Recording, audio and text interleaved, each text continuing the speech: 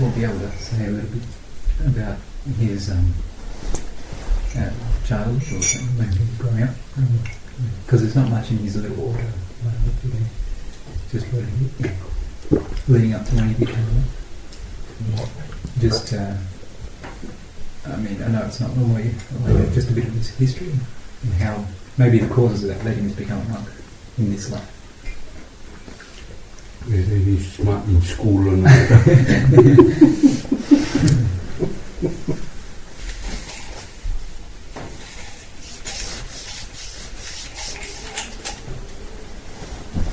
Luang said that when he first ordained, he didn't intend to ordain for life with a sort of determined kind of faith to practice the Dhamma for enlightenment necessarily.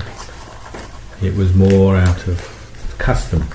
The custom in northeast Thailand is for young men to go into the monastery. Often as teenagers they go in to become novice monks and then to become monks as a way of training them in certain virtues that maybe are hard to develop in normal life, walks of life. To develop a sense of respect, some of the other virtues, politeness, morality, sort of thing one learns as a monk or a novice monk. It's the custom in that part of the world to do this. So Lumpur entered at the age of 19, became a novice for 1 year, then became a monk. And entering the robes, he could see, he got a good reflection on his character, and he could see there's still weaknesses in his character, certain areas of his behaviour, his understanding, his attitudes that he could see were not yet fully developed. Still he had faults, he had weaknesses, and he could see that the robes would be a pathway to develop himself and improve himself. He also saw it as one way to develop his education, general education of the world and understanding of things, because a monk's life is dedicated to learning. You have access to learning materials and so on, whereas perhaps the lay life is a little bit more limited. If you're living in rural northeast Thailand, you don't have a lot of access to learning about things necessarily. He also could see the life of the monk is kind of free. There's two, you might say, lifestyles available to human beings. The majority choose a lifestyle which is more limited, or his word is it's like a trap or a snare. You're ensnared by the world, meaning that you follow the sort of worldly normal habits and desires of human beings who want to have a family. They have a girlfriend first, then get married, get a job, go that way. But he could see when he became a monk that that way is like a snare or a trap where you're kind of bound or stuck in the world because of those responsibility, those ties. It limits you in certain ways, whereas a monk is free and doesn't have such ties, such limits. So it's a different kind of system of education where you're much freer, much wide. You can expose yourself to much wider things, a wider range of things, you might say, and also just the feeling, the experience you have as a monk is totally different from that of a layperson. He found this all out once he became a monk. So at first it's a bit strange because, as a teenager, 19 years old, you have lots of friends, male and female. You're interested to have a girlfriend. You have a lot of emotions, hormones, all kinds of stuff going on. You come into the robes, you have to set all that aside, and you're learning a whole new way of life, a way of restraint, vinaya, discipline.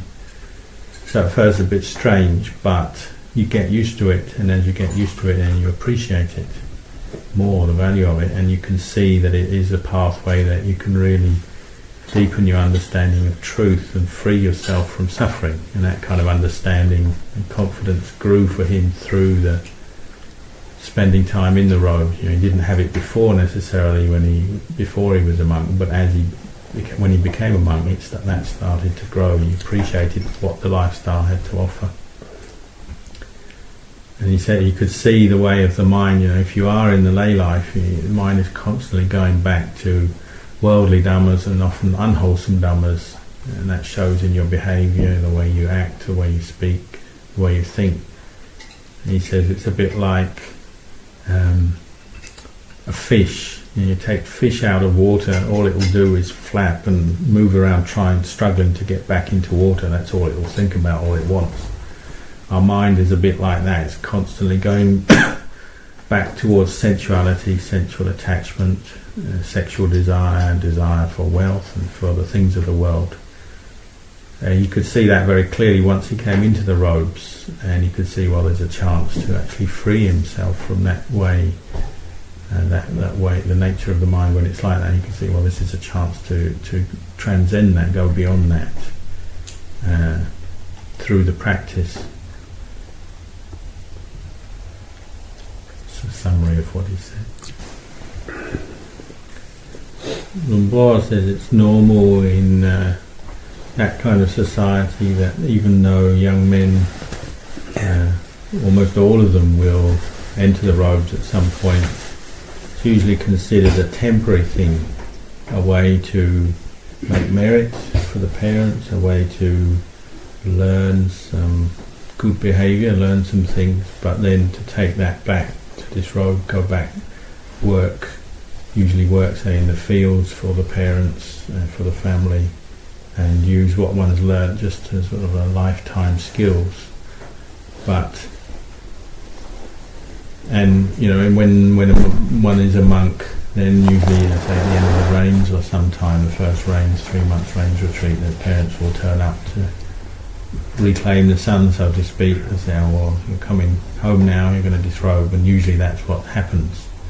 But for him, he saw that this was an opportunity to really learn something and change himself for the better, being in the robes. And he could see one benefit, that being a monk could give him the chance to move to places further away from his family, and in those days there's not much communication, so to just go to another area, even not that far away, but just to another town, village, or another area, region, could completely cut him off from his family, more or less.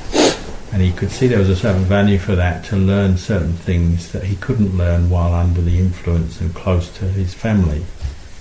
So he didn't return to working with his family. They did have fields and doing quite well with their fields, and they expected him to come back and help. He'd been doing that before he became a novice, but he didn't. Before he'd been a novice, when he did work with the fields, work with his parents, he also had sort of side businesses. He was quite interested to trade in small ways, just to do a bit of buying and selling on the side, other things other than the basic work of planting, growing rice, and selling that. And he's quite successful at that. And he also had this sort of independent streak. He wanted to find a way to be self-sufficient, independent financially. So as a young man, he thought in those ways.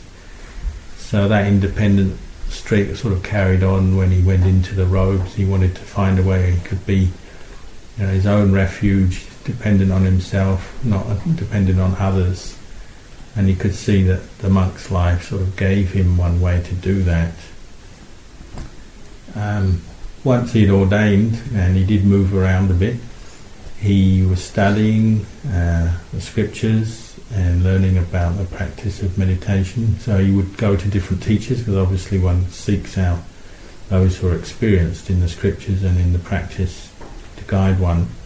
In the course of that, he moved around from a few monastery to monastery, and of course it wasn't all easy. He had plenty of moments of sort of despair and difficulty. It wasn't all smooth practice in the early days.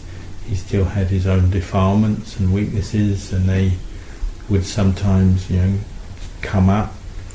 But he saw that if he just kept going in the practice, then you can get through everything and you can learn, and even the bad moments, the down times, you learn from that. That's part of the learning experience. You don't just learn from the successes in practice, you learn from the failures as well. So he saw it all as a learning experience, gaining knowledge and understanding of himself and what is Dhamma and what is the path. And as he did that, he grew in confidence. So as he was more confident in the practice, studied more, learnt more, well, that gave him the confidence to seek out teachers. And eventually, having heard of the reputation of Ajahn Chah, he ended up coming to Wat Pah Pong, but that wasn't his first monastery. He'd been to a few different teachers prior to that. And by the time he got to Wat Pah Pong, he had enough confidence. He could see, well, the practice of Dhamma Vinaya in the monk's life, it really can change you. He'd already changed quite a lot for the better in those first few years prior to reaching Wat Pah Pong. They had this confidence that it really does work, it can change you for the better. And so, he didn't really have much more doubt about it. He knew this is a good path, something that will really benefit him, and so he carried on practicing from that point up until today. He hasn't looked back, so to speak. He hasn't had any more doubts about it. He knows it's the right thing to do and it's truly beneficial for himself and for others.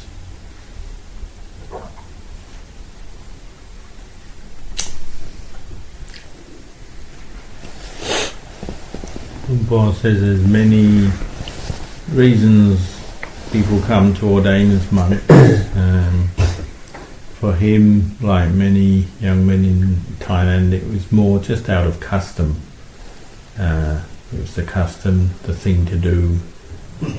So it wasn't, you might say, out of true faith at that time in the path of practice leading to the end of suffering.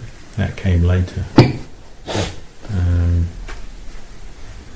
In the time of the Buddha, even then, there were many doorways ways that young men came into the monkhood to follow the Buddha's path. They weren't all the same either. Some ordained out of faith in the Buddha or in the Dhamma that they'd heard. Some ordained because they were fed up with things. Some ordained because they'd had problems and mistakes and trouble, and they wanted to get away from that. Some were just genuinely fed up with the world, the entanglement in the world, and wanted some freedom from that. So there's different ways, and you can, studying the life of the monks in the time of the Buddha, you get to see that, the background of some of them. Pipalini was one who was, as a layman, is used to administrating his parents' business, his parents' affairs, but saw the suffering in doing that, how you're kind of tied down to the job and the responsibilities of it, and started to tire of that, wanted that brought him to ordain. Ratapala, he said, ordained out of faith. Can't remember what the story was there. You have the teaching, the four kinds of teaching. The Buddha is unstable. Well, we went through that yesterday. You didn't mention it now, but not really. Anyway, someone else ordained, quite a few ordained, even like what the parents would do. Because parents generally want to hold on to their sons. They would try and hook them up with a woman, get them married first to prevent them ordaining, knowing there's a danger of that. But then sometimes the woman also, the new wife, would also be tired of the worldly life, the limitations of family life, of a relationship where you're sort of together over and over again, the same sort of habits and routines, the same issues come up over and over again. Got tired of that, so sometimes both the man and the woman would make a decision, are we going to ordain? And they separate and leave each other and go off in different directions and become a monk and a nun. So even then the parents couldn't avoid it happening. Or sometimes the young man, the parents would prevent or forbid, and the young man would just sit down and say, well, I'm not going to eat food then.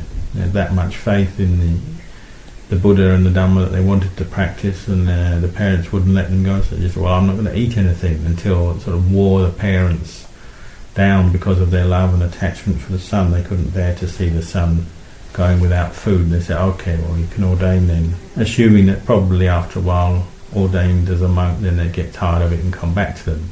But it didn't happen.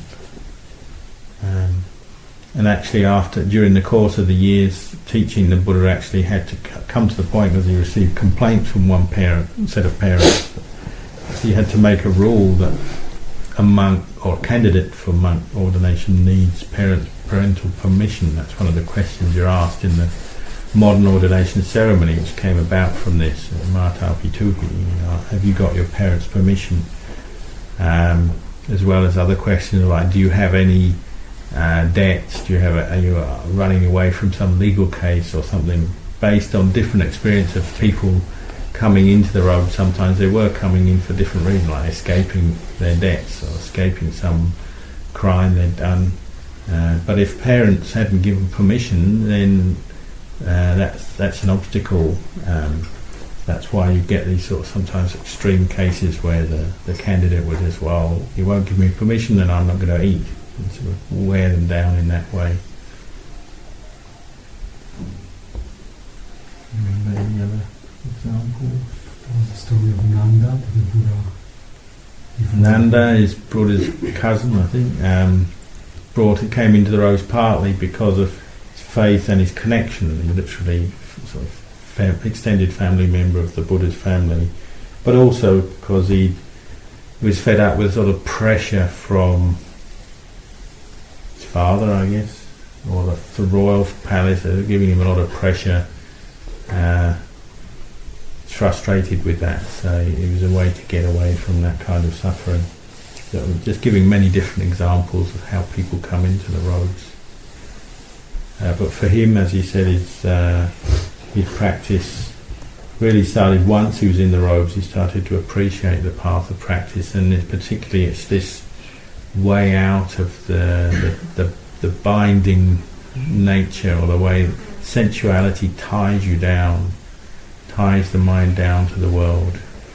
Some people obviously are not ready for that, or don't see that as suffering. They're happy to carry on with, you might say, indulging in sensuality. But for him, having come into the robes, he could definitely see, well, it's a cause of suffering, and it's something that really ties you to the world. And he wanted to free himself from that, so he carried on his practice for that reason. And then the Luang Po's parents go and try to get him out. Yes, they did. It's quite normal for parents to want to do that and get their son back.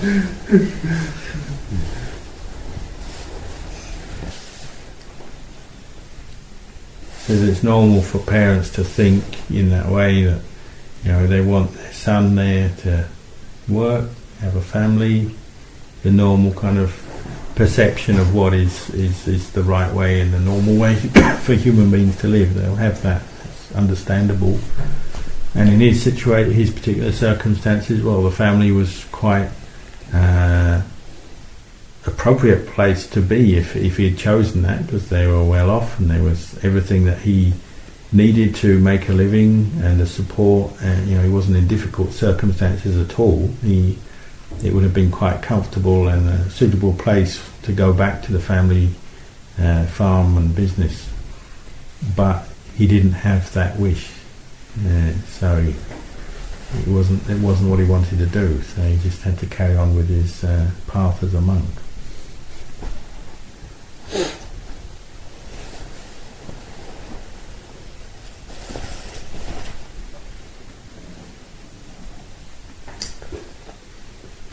Then look at the mother is happy, fortunate the father is joining him.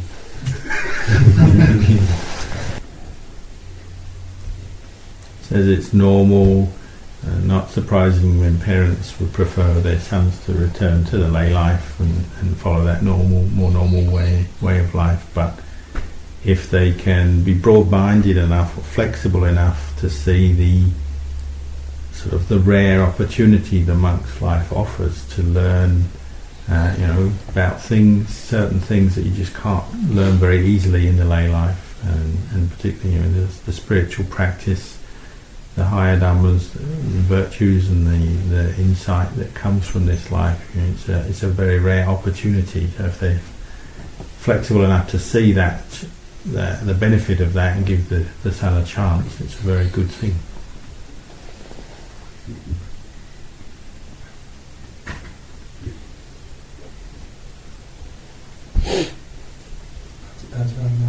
What did Luang find most challenging about his in his early years as a monk? He says there wasn't anything, any challenge that was too difficult or that brought him a lot of suffering or anything too extreme. The main thing at first is just the strangeness of the lifestyle, the unfamiliarity one has to. It takes a bit of time to get used to the training, the discipline, the rules, the way of life. And once you've been in the robes a while and you do become familiar with it, it becomes more normal to you. Well, then you get over that hurdle. Everything else he just took as a learning experience, whether it was good, bad, whatever. It's all just part of the practice, incorporated it into the practice, something to learn from. So there were things sometimes that outwardly might seem difficult or challenging. So he gave one example when his teacher sent him into Laos at the time when the communists had just taken over and there was civil war. And monks were getting killed and threatened and a lot of difficulty. He was sent there, but he didn't feel like it was a particularly challenging or difficult thing or troublesome or fearful thing. It's just the way it was. It's just something to learn from. And that was his attitude. It's just another learning experience. Actually, that is, say, going into somewhere where there's a civil war, it's actually a battlefield. It's not nearly as difficult as learning to let go of one's attraction to sensuality through one's five senses, attraction to sight, sound, taste, smell. That's the most difficult thing for anyone, more than any of these sort of external things. It says you have to observe for yourself, they say, for instance, with sound, the most enticing sound for a man is the sound of a woman. The most enticing sound for a woman is the sound of a man. You have to observe yourself, observe your reaction, emotional reaction, say if you hear the sound of a woman, and then you'll understand this point. That's much more challenging than any sort of external conditions the world will bring our way. That's the real half of the practice, is learning to be firm enough, strong enough in the practice not to give in to one's emotional reaction, say to the sound of a woman. He says the power of a child is in its ability to cry, as it pulls attention and interest from adults. The power of a woman is in her tears. Pull you in because she's crying, sympathy and so on. ไม่ใช่เราดูถูกนะแต่เป็นเพราะเรามันอ่อนแอ And this, when he's describing this, he's not describing it as a criticism of women or putting them down in any way. What he's talking about is the weakness of men. And as a discussion point, you're looking at your own weaknesses, your own kilesas.